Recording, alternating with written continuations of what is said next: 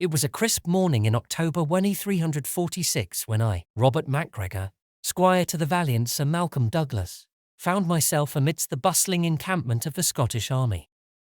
The air was thick with anticipation and the earthy scent of churned soil, mingling with the aroma of roasted venison. We were on the brink of something monumental. David Rampant II of Scotland, our young and ambitious king, had called upon his warriors to invade northern England, and I was honoured to be part of this grand venture. Our encampment was a sea of tartans and banners, the Lion Rampant of Scotland fluttering proudly against the sky. The men were a mix of seasoned knights, rugged Highlanders, and eager young lads like myself, all united under the common cause of supporting our French allies and reclaiming the honour of Scotland. Sir Malcolm, a man of great stature and even greater courage, stood at the centre of our camp, his eyes scanning the horizon with a steely resolve. He was a knight whose tales of valour and chivalry had inspired me since childhood. As his squire, I had the privilege of being at his side, learning the ways of war and chivalry, and sharing in the glory and hardships of our campaigns. "Robert," Sir Malcolm called out, his voice a deep rumble. "Fetch my sword and armour. We must be prepared for anything." I hurried to our tent, my heart pounding with a mix of excitement and anxiety. The weight of the impending invasion was heavy upon us all, but the thought of glory and honour spurred me on. As I gathered Sir Malcolm's gear, I couldn't help but overhear the conversations of the men outside. "They say King Edward's forces are stretched thin," one grizzled veteran remarked. "The time is ripe for us to strike." "Aye," another replied, "but we must be cautious. The English are like a wounded beast, dangerous and unpredictable." With Sir Malcolm's sword and armour in hand, I returned to find him deep in conversation with a group of knights. Among them was Sir William Keith, a fierce warrior known for his cunning strategies, and Sir John Ramsay, whose skill with a bow was unmatched. They were discussing the latest intelligence reports and the best routes to advance into England. "Robert," Sir Malcolm said, turning to me, "make sure the men are ready. We move at dawn." I nodded, my mind racing with thoughts of the journey ahead. As the sun dipped below the horizon, casting a golden glow over our camp, I couldn't help but feel a sense of pride and determination. We were about to make history, and I was a part of it. The next morning, the Scottish army moved with the precision of a well-oiled machine. Columns of men, horses, and supply wagons stretched out across the landscape as we made our way south. The air was filled with the clatter of armour and the rhythmic beat of drums, a symphony of war that stirred the blood. As we marched, I found myself beside a young archer named Ewan, whose keen eyes and quick wit had made him a favourite among the men. Despite his youth, Ewan had a knack for finding humour in the direst of situations, a trait that lightened the hearts of those around him. "Tell me, Robert," Ewan said with a grin, "are you ready to show those English dogs what Scots are made of?" I laughed, appreciating his levity. "Aye, Ewan. We'll give them a fight they'll never forget." Our journey took us through rolling hills and dense forests, each day bringing us closer to the border. Along the way, we encountered villages and towns, some abandoned, others eerily silent. The spectre of war had cast a long shadow over the land, and the people we encountered eyed us with a mix of fear and curiosity. One evening, as we camped near the ruins of an old castle, I found myself sharing a meal with Sir Malcolm and his closest advisers. The conversation turned to the broader implications of our campaign and the alliances that had brought us to this point. "King David's alliance with Philip Raymond VI of France is a bold move," Sir Malcolm mused, his gaze fixed on the flickering flames of our campfire. "It binds our fates together. If we succeed, Scotland will be stronger than ever." "But what of the risks?" Sir William Keith interjected. "The English will not sit idly by while we march through their lands. They will respond, and we must be ready." Sir John Ramsay nodded in agreement. "True, but we have the element of surprise on our side. If we strike swiftly and decisively, we can cripple their forces before they have a chance to regroup." As I listened to their strategizing, I couldn't help but feel a surge of pride. These were men of great wisdom and courage, and I was honoured to serve alongside them. The road ahead would be fraught with danger, but we were ready to face whatever challenges lay in our path. as we crossed the border into England. The tension among our ranks was palpable. The landscape around us seemed to change, taking on an air of foreboding. Our scouts reported sightings of English patrols, and it wasn't long before we encountered our first skirmish. We were marching through a narrow valley when the attack came. Arrows whistled through the air, striking down men and horses alike. The English had laid an ambush, and chaos erupted as our forces scrambled to respond. "To arms," Sir Malcolm bellowed, drawing his sword and charging forward. I followed close behind, my heart pounding in my chest. The clash of steel and the cries of battle filled the air as we engaged the enemy. I fought with all the skill and determination I could muster, striking down one English soldier after another. The training I had received under Sir Malcolm's watchful eye served me well, but the reality of battle was far more brutal and chaotic than I had imagined. Despite the surprise attack, our forces managed to regroup and drive off the English ambushers. As the dust settled, we took stock of our losses. Several men lay dead or wounded, and the mood was sombre as we tended to the injured and buried the fallen. "Well fought, Robert," Sir Malcolm said, clapping me on the shoulder. "You showed great courage today." "Thank you, my lord," I replied, though the weight of the day's events hung heavy on my heart. The reality of war was beginning to sink in, and I knew that this was only the beginning. In the days that followed, we continued our advance, skirmishing with English forces along the way. Each encounter tested our resolve and honed our skills, forging us into a formidable fighting force. The camaraderie among the men grew stronger, and I found myself forming bonds with warriors from all corners of Scotland. One evening, as we camped by a river, I sat with Ewan and a group of archers, sharing stories and laughter around the fire. The sense of brotherhood and shared purpose was a balm for our weary souls, and I cherished these moments of respite amidst the hardships of our campaign. As we pressed deeper into English territory, the landscape became more desolate. Villages lay abandoned, their inhabitants having fled before our approach. The spectre of famine and plague hung over the land, a grim reminder of the toll that war exacted on all who were touched by it. Our march brought us to the outskirts of Durham, a city of strategic importance and a potential stronghold for the English forces.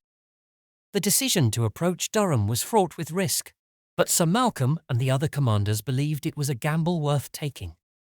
"We must be cautious," Sir William Keith warned as we gathered to discuss our plans. "The English may be lying in wait, ready to spring a trap." "Aye," Sir John Ramsay agreed. "But if we can take Durham, it will deal a significant blow to their morale and disrupt their supply lines." Sir Malcolm nodded thoughtfully.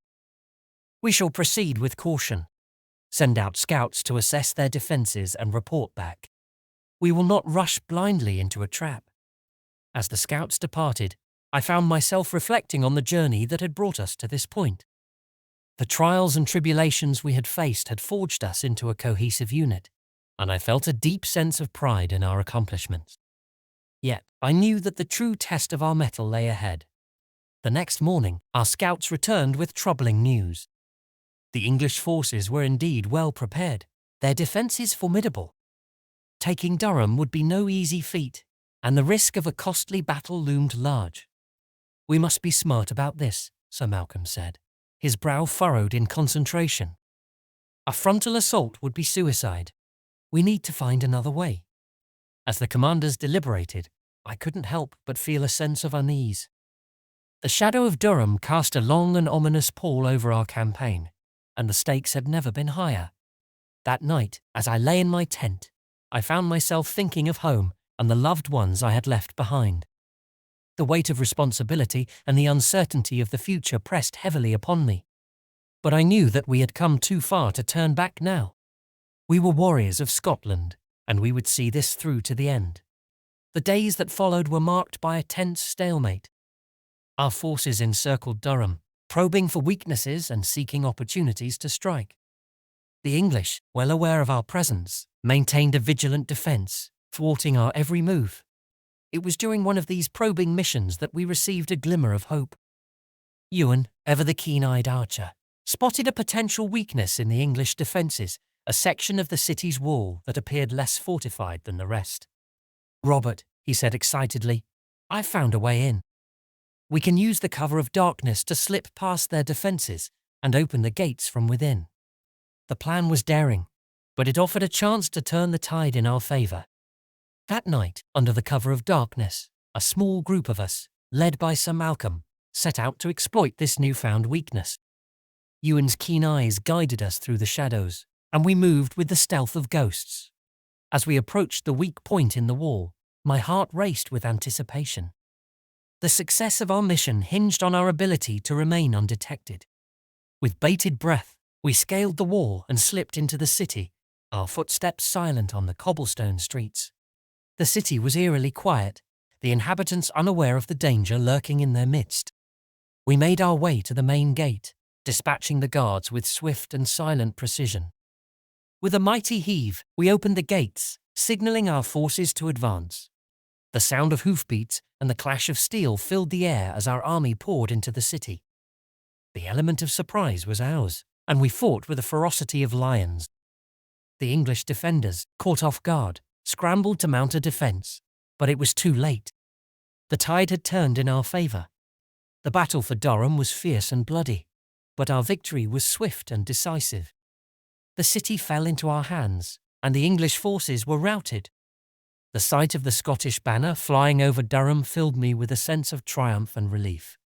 As we secured the city, tending to the wounded and gathering our spoils, I couldn't help but reflect on the journey that had brought us to this point. The trials and tribulations we had faced, the battles fought and won, had all led us to this moment of victory. Sir Malcolm, his armour stained with the blood of our enemies, approached me with a proud smile. "Well done, Robert. You have proven yourself to be a true warrior of Scotland." "Thank you, my lord," I replied, my heart swelling with pride. "It has been an honour to fight by your side." The days that followed were filled with a sense of celebration and camaraderie. We had achieved a significant victory, and the morale of our men was at an all-time high. Yet, we knew that our campaign was far from over. The shadow of war still loomed large, and there were many battles yet to be fought. As we prepared to move on from Durham, I found myself filled with a renewed sense of purpose. The bonds I had formed with my fellow warriors, the lessons I had learned, and the courage I had found within myself would carry me through the challenges ahead. Our invasion of northern England had only just begun, and I was determined to see it through to the end. With the Lion Rampant of Scotland flying proudly above us, we would continue our march, united in our quest for glory and honour. With Durham behind us, our eyes turned towards our next objective. The English forces were reeling from our recent victories, and we intended to press our advantage. Word had reached us of an English encampment near Norman Cross, a strategic location that could serve as a gateway to further incursions into enemy territory. As we marched, the camaraderie among our men was palpable. The taste of victory had bolstered our spirits, and there was a sense of invincibility in the air. Yet, Sir Malcolm, ever the cautious leader, reminded us of the importance of vigilance and strategy. "Complacency is our greatest enemy," he warned during one of our evening briefings. "We must remain sharp and focused. The English will not be caught off guard again." The landscape around us grew increasingly rugged as we approached Norman Cross. The dense forests and rolling hills provided ample cover for ambushes, and we proceeded with caution. Scouts were sent ahead to gather intelligence and ensure that we were not walking into a trap. One evening, as we set up camp in a secluded valley, I found myself in conversation with a veteran soldier named Duncan. His grizzled appearance and battle-hardened demeanour spoke of countless campaigns, and his insights were always valued. "Norman Cross will be a tough nut to crack," Duncan remarked, his eyes scanning the horizon. "The English know the land well, and they'll be prepared for us." I agreed. "But we've come this far. We can't turn back now." Duncan nodded, a grim smile on his face. "True. We've got the momentum, and with leaders like Sir Malcolm and the others, we stand a good chance. Just keep your wits about you, lad." As we continued our march, the tension grew. The closer we got to Norman Cross, the more we could sense the presence of the English forces. Skirmishes and brief clashes became more frequent, testing our resolve and sharpening our skills. It was during one of these skirmishes that I had a chance encounter with an English knight, Sir Thomas Grey. He was a formidable opponent, and our duel was a fierce and brutal exchange of blows. In the heat of battle, I managed to disarm him and take him prisoner. Sir Thomas, though defeated, was a man of honour. As we marched him back to our camp, he spoke with a calm and measured demeanour. "You fight well, young squire. Your skill and bravery do you credit." "Thank you, Sir Thomas," I replied, a mixture of respect and curiosity in my voice. "What can you tell us of the English forces at Norman Cross?" He smiled, a hint of defiance in his eyes. "You'll find them well prepared and determined. But know this, war is not just about strength and numbers. It's about heart and resolve. And from what I've seen, you Scots have plenty of both." As we prepared for the inevitable confrontation at Norman Cross, Sir Thomas's words lingered in my mind. The coming battle would test us in ways we had yet to imagine, and the stakes had never been higher. The night before the battle, our camp was a hive of activity.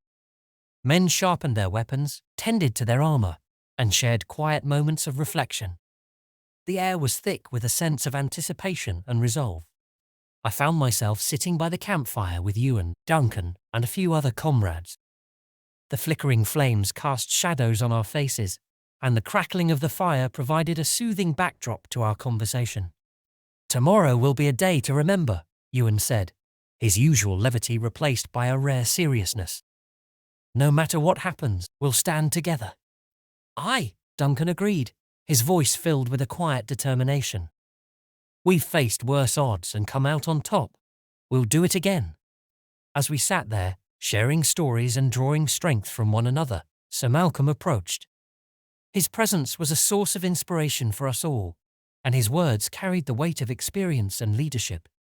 "Men," he said, his voice steady and commanding, "tomorrow we face a great challenge. But remember this, we fight not just for ourselves, but for Scotland. For our families, our homes, and our future. Stand strong, fight with honour, and trust in one another. Together, we will prevail." His words resonated deeply, and as we retired for the night, a sense of unity and purpose filled the camp.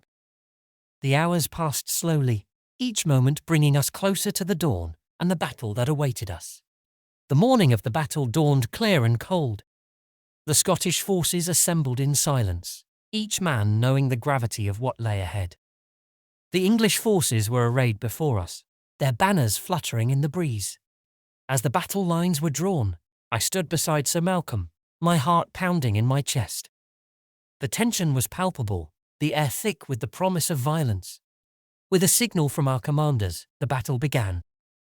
The clash of steel and the roar of battle cries filled the air as we charged forward, meeting the English head-on. The ground shook with the force of our collision, and chaos reigned as the two armies clashed. I fought with every ounce of strength and skill I possessed, my sword a blur as I parried and struck. The battle was a maelstrom of violence and fury, each moment a fight for survival. Around me, my comrades fought with equal ferocity, their resolve unwavering. In the midst of the chaos, I caught sight of Sir Malcolm, locked in combat with an English knight. His skill and determination were a sight to behold, and his leadership inspired those around him. Together, we pushed forward, breaking through the English lines and gaining ground. The battle raged for hours, each side giving no quarter. But slowly, the tide began to turn in our favour. The English forces, worn down by our relentless assault, began to falter.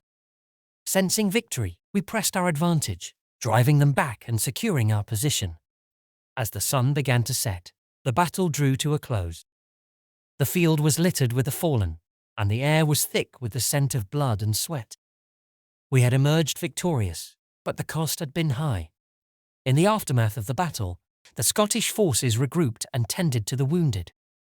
The sense of triumph was tempered by the loss of many brave souls, and the reality of war weighed heavily on our hearts. Sir Malcolm, though weary from the battle, remained a beacon of strength and leadership. His presence reassured us that, despite the challenges we had faced, we were on the path to victory. As we prepared to move on from Norman Cross, I took a moment to reflect on the journey that had brought us here. The bonds forged in battle, The lessons learned and the courage found within ourselves had carried us through the darkest of times. We were warriors of Scotland, united in our quest for glory and honour. The invasion of northern England was far from over, and many battles lay ahead. But with the Lion Rampant flying proudly above us, we would face whatever challenges came our way. Together, we would write our own history, a tale of bravery, camaraderie, and the unyielding spirit of Scotland. And as we marched into the unknown, I knew that our story was only just beginning.